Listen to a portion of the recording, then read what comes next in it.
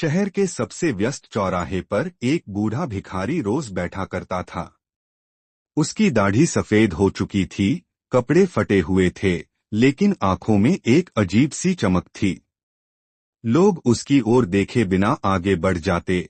कुछ लोग उसे सिक्के डाल देते, तो कुछ तिरस्कार भरी नजरों से देखते।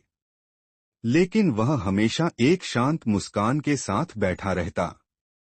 एक दिन एक युवा व्यापारी वहां से गुजरा। उसने भिखारी को ध्यान से देखा और फिर पास जाकर पूछा, बाबा, आप रोज यहाँ भीख मांगते हैं, क्या आपको कभी अपने हालात बदलने की इच्छा नहीं हुई? भिखारी हल्की मुस्कान के साथ बोला, बेटा, मैं भीख नहीं मांगता, मैं लोगों की उदारता को परखता हूँ। युवक को यह उत्तर अजीब लगा।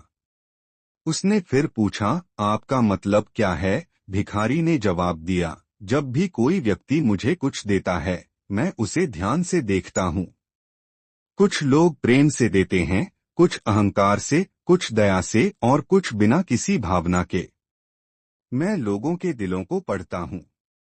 यह दुनिया एक किताब की तरह है, बस पढ़ने का हुनर आना चाहिए। युवक को भिखारी की बातें दिलचस्प लगीं।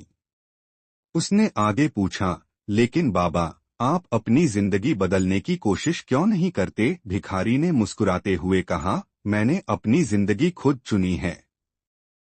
कभी मैं भी तुम्हारी तरह एक युवा था। मेरे पास भी एक घर, परिवार और एक अच्छी नौकरी थी। लेकिन मैंने अपनी जिंदगी की सच्चाई को जानने के लिए सब कुछ त्याग दिया।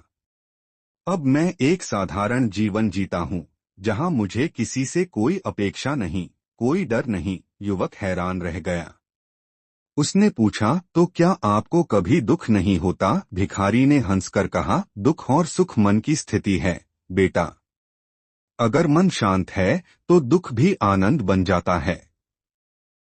मैंने जीवन को गहराई से समझा है। असली खुशी पैसे या संपत्ति में नहीं, बल्कि सादगी में है। युवक उस दिन एक नई सीख लेकर लौटा। उसने समझा कि जीवन सिर्फ दौलत कमाने का नाम नहीं, बल्कि इसे समझने और आत्मिक शांति पाने का भी नाम है।